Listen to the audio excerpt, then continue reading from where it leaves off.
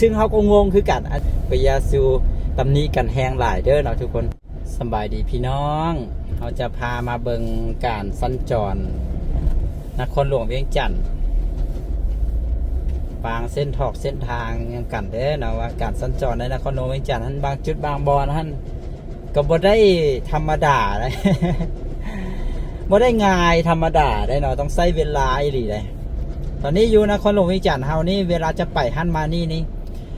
การเดินทางนี้ต้องเผื่อไว้1 ชั่วโมงอย่างน้อยนะคือปรดินจะเดินทางไปเฮือนน้องสาวไปบ้านบอนนี้ซึ่งมีระยะทางห่างกันประมาณ10 กิโลเมตร10 ปลายกิโลเมตรเนี่ยต้องใช้เวลาประมาณ1 ชั่วโมงทุกเทื่อเลยเนาะเนี่ยการเดินทางในนครหลวงเวียงจันทน์นี้เบิ่งมันก็คือว่าแบบบางครั้งก็คือว่าเหมือนคือว่าไปได้เรื่อยๆได้ระยะทาง10 กิโลเมตร10 ปลายกิโลเมตรนะ7-8 กิโลเมตรจังซี่นะก็คือว่าบ่ได้ไกลอีหยังแต่ว่าเวลาไปนี่ใช้เวลาเป็นชั่วโมงเลยคือแบบนี้สิเดี๋ยวประเด็นจะบ่ตัดคลิปจะบ่ตัดวิดีโอเลยนะเดี๋ยวเขาจะปล่อยไปแบบนี้นะอันนี้เขาอยู่แถวด้านหน้าแถวมหาวิทยาแถวดงโดกนะแถวนี้ตานมีไซนะแถวทางหน้าเขานี่จะมีไฟแดงอยู่ทางหน้านี้รถน่าจะติดไฟแดงแหละแต่ว่าติดก็ติดยาวมานะอาจจะเขียวลายเชื่ออยู่ก่อนเขาสิพานไปได้นะเมืองมีรถบรรทุกร้ายเนาะตอนนี้เศรษฐกิจลาวเขากำลังฟื้นตัวตามตัวเลขตามสถิติแห่งชาติเนาะเพิ่นก็ได้ประกาศออกมาเมื่อวานเมื่อวันก่อนเนาะเพิ่นก็ประกาศออกมาว่าเศรษฐกิจลาวเขากำลังฟื้นตัวนะมีการขยายตัวเงินเฟ้อก็ลดลงเนาะอัตราเงินเฟ้อก็ลดลงเท่าไหร่วะ8% ว่าที่จังใดนี่แหละเนี่ยต้องลองหาข้อมูลเบิ่งอีกเพราะว่าเห็นตามข่าวซะแล้วเราผ่านมาก็ฮู้แต่ว่าลดลงเงินเฟ้อลดลงเศรษฐกิจเริ่มฟื้นตัวเริ่มดีขึ้นเนาะแต่ก็ยังจะมีประชาชนมีหลายๆคนบอกว่าดีขึ้นจังใดวะว่าสินะก็มันก็แล้วแต่ได้เนาะเพราะว่ามันก็อาจจะมีเคลื่อนไหวก็มีธุรกิจหรือว่ามีบางส่วนที่ดีขึ้นนะแต่ว่าก็จะมีบางธุรกิจบางหัวหน่วยที่อาจจะต้องล้มลุกคลุกคลานกันอยู่ในตอนนี้นะก็คนที่อยู่ในจุดที่ดีขึ้นก็อาจจะสัมผัสได้อาจจะหู้ลึกๆว่าก็ดีขึ้นนะแต่ว่าคนที่ยังอยู่ในหน่วยหรือว่าอยู่ในจุดที่บ่ฟื้นก็อาจจะคิดว่ายังบ่ฟื้นเนาะก็ถ้าสังเกตเบิ่งการคึกคืนเนาะการคึกคืนการทำมาค้าขายการส่งเข้านำออกการอีหยังจังซี่น่ะเบิ่งด้วยแบบนี้นะซึ่งบ่ได้เอาเรื่องสถิติเรื่องอย่างมาเบ้าหั่นนะก็ประเด็นก็คิดว่าก็รู้สึกว่าดีขึ้นเลยรู้สึกว่าดีขึ้นกว่าตอนที่เงินเฟ้อหนักๆเนาะเพราะตอนนั้นเราปรับตัวบ่ได้แล้วก็มันเป็นมาอย่างก็มันเป็นความกังวลของนักลงทุนของผู้คนต่างๆสินะตอนนั้นเพราะว่าคือเงินมันเฟ้อแบบก็ภายใน1 ปีเฮาแบบคือบ่ต้องคิดอย่างไรนะแต่ละมื้อนี่ต้องมาลุ้นแต่เรื่องเงินนะมันก็เลยเฮ็ดให้แบบความวิตกกังวลอยากสูงตอนนั้นนะพอมีการวิตกกังวลเนาะหุ้นน้อยธุรกิจต่างๆเนาะผู้ที่เฮ็ดธุรกิจเฮ็ดการค้าต่างๆเขาเจ้าก็ต้องแบบต้องชะลอเนาะต้องหยุดต้องเบิ่งท่าทีของเงินเบิ่งท่าทีของเศรษฐกิจเบิ่งท่าทีของรัฐบาลเบิ่งท่าทีของเศรษฐกิจโลกอย่างต่างๆนานาสินะก็ต้องท่าเบิ่งกันเอาผู้ใดก็อาจจะกึกกักจะลงทุนเฮ็ดนั่นเฮ็ดนี่จะตั้งห้านจะเอาเงินทุนไปเฮ็ดนั่นเฮ็ดนี่ก็อาจจะต้องแบบอันนั้นกันนะช่วงนั้นมันก็เลยเฮ็ดให้แบบทุกอย่างแบบปั่นป่วนไปหมดเลยนะแต่ว่าตอนนี้มันก็เริ่มแบบคนก็เริ่มแบบเคยชินกับเงินกับค่าเงินแบบนี้แล้วจากสิเนาะจะเฟ้อขึ้นกว่านี้จะแข็งตัวขึ้นกว่านี้มันก็แบบคนก็เลยแบบอันนั้นหนะแต่มันก็บ่ได้แบบมันบ่ได้สถิติเงินเฟ้อเงินแข็งตัวอย่างจังซี่มันก็บ่ได้เฮ็ดให้แบบเฮาตื่นเต้นแล้วนะเพราะว่า มันบ่ได้ขึ้นสูงแล้วก็มันก็บ่ได้ลงแบบต่ำบูบวาบคือกับแต่ก่อนนะมันก็เลยแบบอยู่แบบคือแต่ยางมาเงินกีบไปแลกเอาเงินบาทก็จะ1 บาทก็จะอยู่ที่1 บาทก็จะอยู่ที่630กีบไปหา50กีบไปหา660กีบประมาณนั้นเนาะทุกคนมันจะขึ้นลงอยู่แบบนี้นี่แหละเนาะมันจะรู้สึกว่า 2-3 มื้อผ่านมานี่มันเหวี่ยงค่อนข้างจะสูงอยู่ได้ครับจากเมื่อ 2-3 เดือนก่อนนี่รู้สึกว่ามันอยู่ที่อันนี้ปลาบินแลกเปลี่ยนอยู่ที่ในแอปธนาคารนะเขาไม่ได้แลกเปลี่ยนแบบผิดกฎหมายเลยเขาแลกเปลี่ยนอยู่ที่แอปธนาคารเพราะว่าแอปธนาคารเขาเจ้าเฮ็ดให้แลกเปลี่ยนได้ซึ่งเขาก็งงคือกันอันนี้เราเว้าสู่ฟังแบบอันนั้นเนาะว่างงว่าทุกมื้อเนาะท่านเกือบว่าทุกมื้อบางที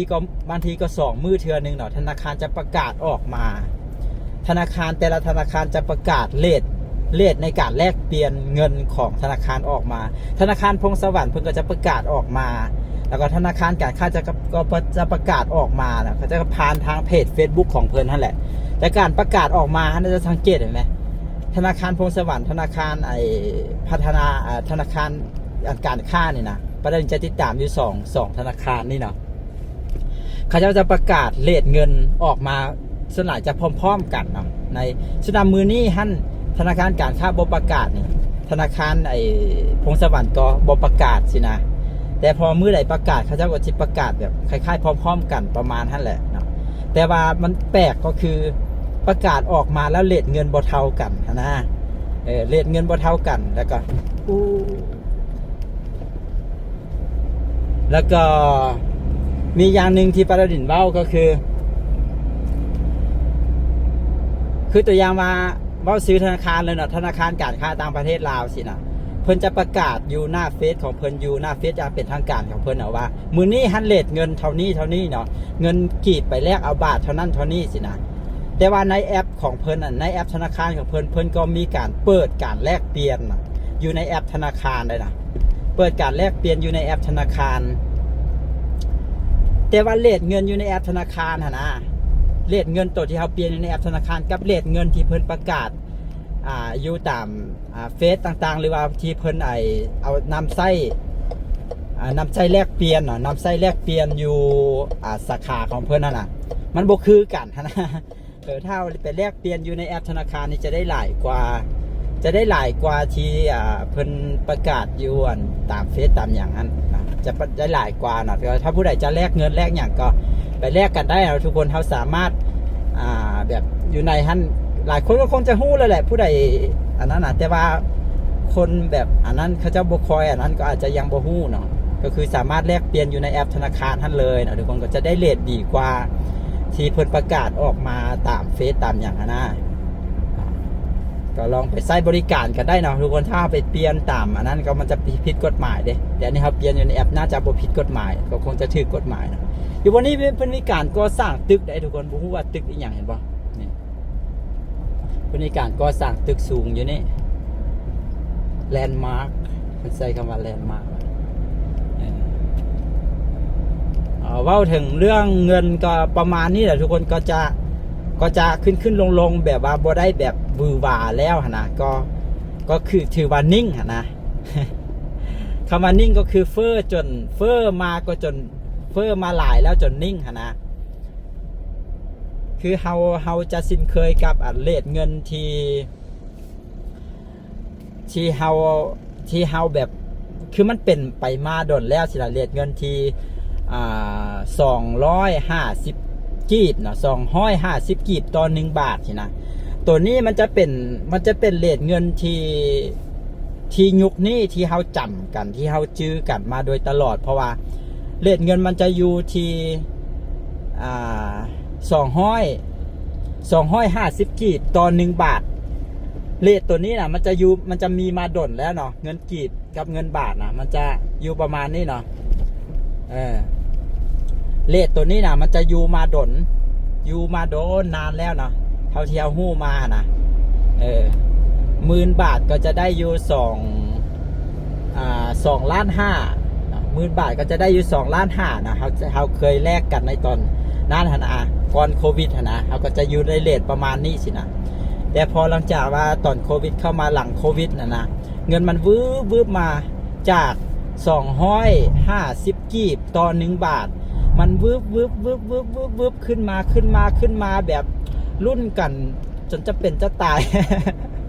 อีหลีได้เนาะคนที่แบบเคิร์นไหนก็บางคนเขาเจ้าก็ลิ้นเรื่องเลทเงินนี่อย่างกันนะก็ต้องรุ่นกันซึ่งเฮาบ่ได้ลิ้นแต่ว่ามันก็มีผลกระทบโดยตรงๆแบบทุกคนมีผลกระทบต่อทุกคนคือฮู้กันนั่นแหละเนาะก็คือขึ้นมาวืบจาก250กีบต่อ1 บาทวืบขึ้นมาเป็น600กีบต่อ1 บาทนี่ทุกคนมันขึ้นมาหลายขนาดไหนมันเฮ็ดให้คนตื่นตระหนกขนาดไหนแล้วก็มันหลายขนาดนั้นนะมันก็ต้องคนก็ต้องตื่นตระหนกกันนะ แต่ว่าคือแม่ของปลาดับดินคือผู้เฒ่าผู้แก่ในคนบ่ได้ฮู้อย่างดอกเพิ่นก็บ่ได้สนอีหยังนะเพิ่นก็เก็บเงินอยู่ไว้ห้านเนาะเก็บเงินกีบอยู่ห้านแต่สุดท้ายมาเพิ่นพอสิเอาเงินกีบไปซื้อนั่นซื้อนี่จากแต่ก่อนมันซื้อได้แต่ตอนนี้มันซื้อบ่ได้แล้วสินะมันก็ตกใจประมาณนั้นเนาะแต่ตอนนี้ก็เศรษฐกิจลาวเขาก็รู้สึกว่าปลาดาวดินรู้สึกว่ามันอยู่ตัวแล้วนะเขามาอยู่ตัวก็คือเรื่องความวิตกกังวลเรื่องความวุ่นวายเกี่ยวกับเรทเงินเรื่องอย่างต่างๆรู้สึกว่ามันอยู่ตัวแล้วตอนนี้นะมันนิ่งแล้วนะพอเรื่องพวกนี้นิ่งแล้ววันนี้มันก็เริ่มคนที่จะเฮ็ดธุรกิจคนที่จะเฮ็ดหั่นเฮ็ดนี่ก็เริ่มที่จะกล้าที่จะเฮ็ดแล้วนักลงทุนจากต่างประเทศบ่อยอย่างเขาเจ้าก็กล้าที่จะมาแล้วนะมันก็เลยว่าเฮ็ดให้ทุกอย่างค่อยๆดีขึ้นในตอนนี้อันนี้ปลาดาวดินเว้ามาโดยที่บ่ได้มีความรู้อีหยังหรอกปลาดาวดินบ่ได้มีความรู้อย่างใดอันนี้เว้าถึงความรู้สึกแล้วก็เว้าถึง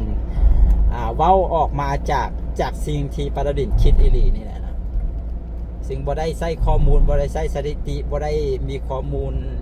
อีหยังมาเว้าแหละแต่อันนี้เฮาเว้าถึงว่าเฮาเบิ่งตามสภาพสังคมเบิ่งตามสภาพตัวจริงแล้วก็เฮามาเว้าแบบนี้ซื่อๆนะก็เอาไปอ้างอิงบ่ได้เด้อสิ่งที่ปลาดาวดินเว้ามานี่นะเอาไปอ้างอิงบ่ได้นะก็เป็นความรู้สึกเป็นความอันนั้นของส่วนตัวซื่อๆก็ตอนนี้มันทุกอย่างมันเริ่มดีขึ้นแล้วเนาะทุกคนเริ่มปรับตัวได้แล้วเนาะเกี่ยวกับเรทเงินเกี่ยวกับเงินค่าของเงินนะก็เรื่องค่าของเงินคนก็บ่ได้ไปสนใจแล้วตอนนี้ก็เศรษฐกิจอีกอย่างก็เริ่มฟื้นตัวเริ่มกลับมาแล้วก็ขอให้ดีขึ้นไปเรื่อยๆนะอันนี้เราเลาะมาตัดเส้นทางตัดใหม่นะเอิ้นมาเส้นทางตัดใหม่หนองบึกแบบนี้เราอยู่แถวบ้านหนองบึกบ้านสำเกตแถวนี้เอิ้นว่าบ้านสำเกตบ้านหนองบึกจะติดกันทางหน้านี่จะเป็นบ้านหนองบึกบ้านหนองบึกใต้มีหนองบึกใต้หนองบึกเหนือได้ป่ะ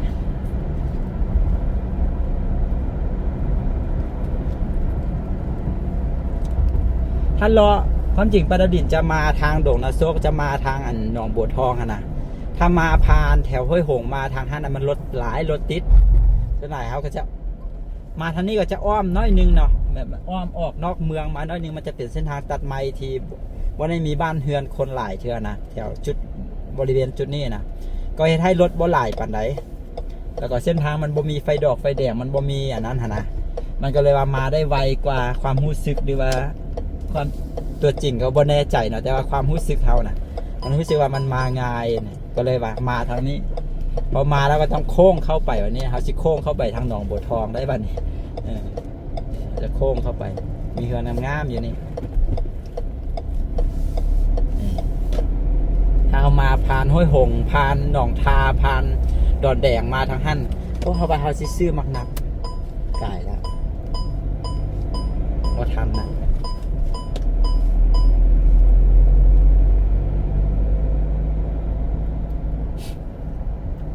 เขาสิซื้อมักนัดไปกินกับข้าว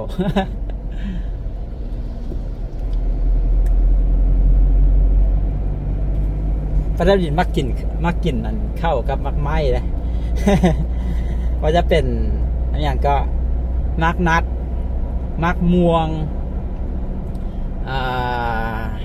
มักอย่างอีกที่มักกินกับข้าวมักกล้วย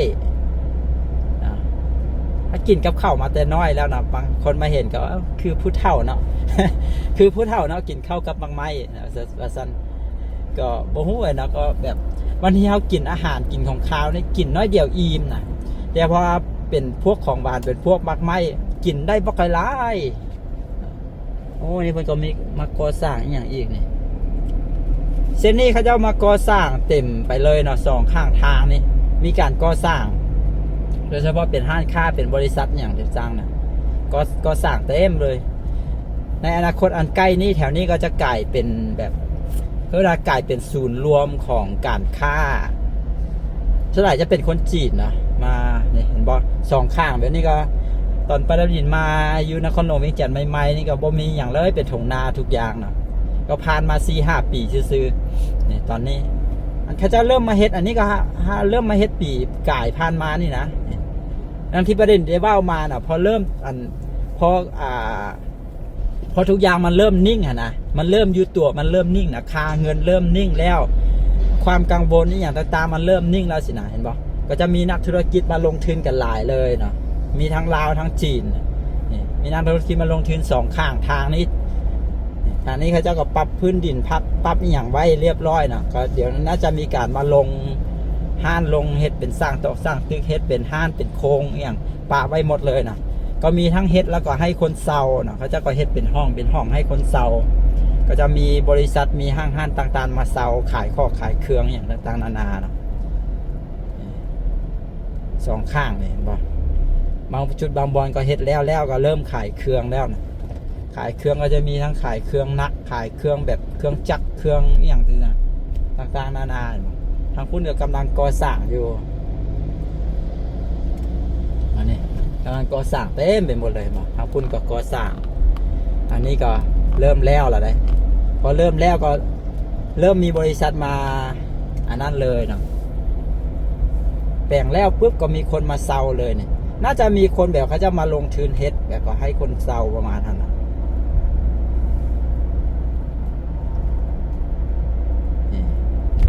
เส้นทางอันนี้เต็มเลยเป็นห้างค้าเต็มไปหมดแล้วนะอันนี้คือเส้นทางจากหนองบัวทองไปหาหนองบึกนะ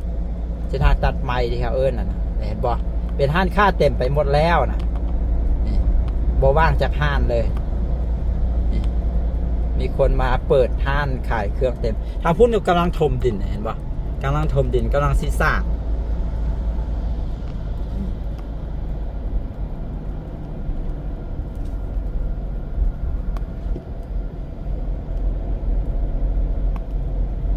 ก็มีตึกเห็นไหมข้างหน้านี่กำลังก่อสร้างตึกนำอันนี้พอทุกอย่างเริ่มนิ่งแล้วก็การลงทุนการอย่างก็เริ่มเข้ามาคนก็เริ่มกล้าที่จะลงทุนนะเริ่มกล้าที่จะลงทุนเริ่มกล้าที่จะเอาเงินออกมาเฮ็ดฮันเฮ็ดนี่กันหลายตอนนี้ก็เลยทุกอย่างก็เลยเบิ่งแล้วอันนั้นก็ตามสถิติแห่งชาตินะเพิ่นก็บอกว่าเศรษฐกิจลาวมีการขยายตัวนะทุกอย่างกำลังเริ่มไปได้ดีในตอนนี้ก็ประมาณนี้นะเดี๋ยวเขาจบวิดีโอนี้ไว้แต่เพียงเท่านี้เนาะว่ามาหลายอีหลีในวิดีโอนี้ก็ดังที่ประเด็นได้ว่ามาย้ำอีกรอบนึงว่าเป็นความคิดเห็นส่วนตัวเท่านั้นเป็นความรู้สึกนึกคิดที่เฮาอันนั้นเราก็ว่าออกมาซื่อๆเนาะบ่ได้เป็นข้อมูลยังเป็นทางการเนาะบ่ได้เป็นข่าวเนาะบ่ได้ประเด็นบ่ได้เฮ็ดข่าวอันนี้บ่ได้เป็นข่าวเนาะก็อย่าซูตำหนิกันแฮงหลายเด้อเนาะทุกคน ก็เดี๋ยวขอจบวิดีโอนี้ไว้แต่เพียงเท่านี้ไว้ไปพบกันวิดีโอต่อไปเด้อสบายดี